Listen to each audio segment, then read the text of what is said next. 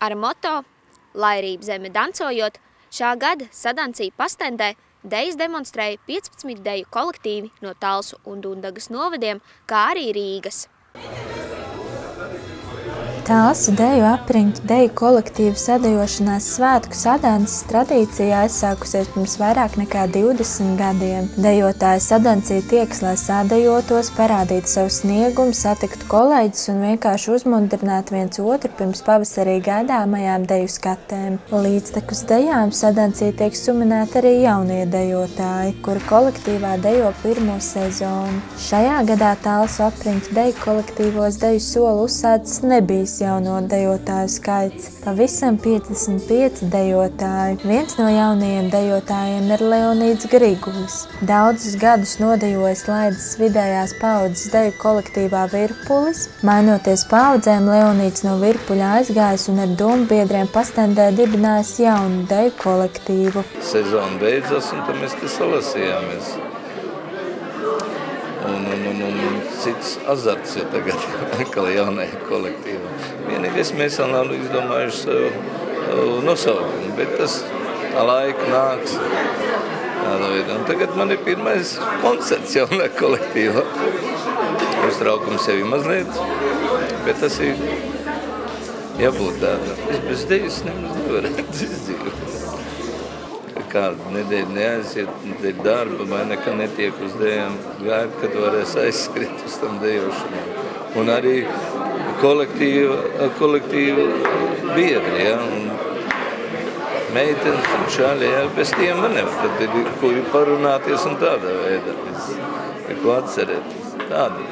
Bez to nevar iztikt, ka viņš jau ir sirsnījā priekšu, ko nevar darīt. Līdztekus jaunajiem dejotājiem šajā Sadancī tika godināti arī Talsu puses dejotāji, kas pašlaik dejo Rīgas kolektīvos. Man prieks par to, ka mūsu dejotāji izauguši ne tikai augumā, bet arī profesionālā ziņā. Tā par Talsu apriņķu bijušajiem dejotājiem izteicās Talsu deju apriņķu deju kolektīvu virsvadītāja Lita Freimane. Viens no Talsu dejotājiem, kas pašlaik dejo Rīgā, ir Klāvs Piriedītis. Es būtībā laika nedēļu dejoju teiksmā, bet es vienmēr gribu atbraukt paskatīties koncertu, bet vecie kolektīvi neļauj skatīties, liek dejot.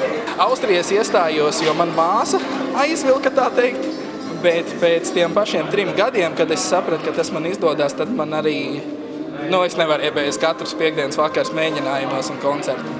Viss patīk, bet vislabākais jau, manuprāt, ir tā kopā būšana ar cilvēkiem, jo tomēr deju kolektīvs ir minimums 8 pāri, tas nozīmē, ka vēl 15 cilvēks noteikti iepazīs, un jā, tas, manuprāt, ir labākais satikt cilvēks tāds, kurš citādāk nebūtu saticis. Klāvs sācis dejot mācoties 10. klasē. Sākums bijis grūts, bet viņš uzskata, ja cilvēkam ir pašdisciplīna, dejot var sākt jebkurā vecumā. Viņam piekrīt dejotāja Janika Brauleri no Vandzenes, kura dejot sākus vien pirms 2 gadiem. Es patiesībā jau sen par to biju domājusi, bet visādi šķērslis dzīvē, protams, kas bijuši.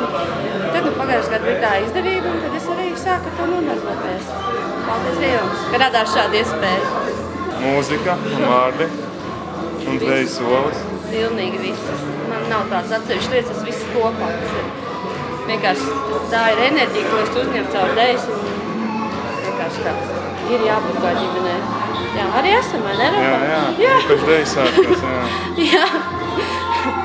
Un to ģimenes sajūtu tikai stiprina arī šādu pasākumu, šādu koncertu, kas ir dejas, protams. Jā.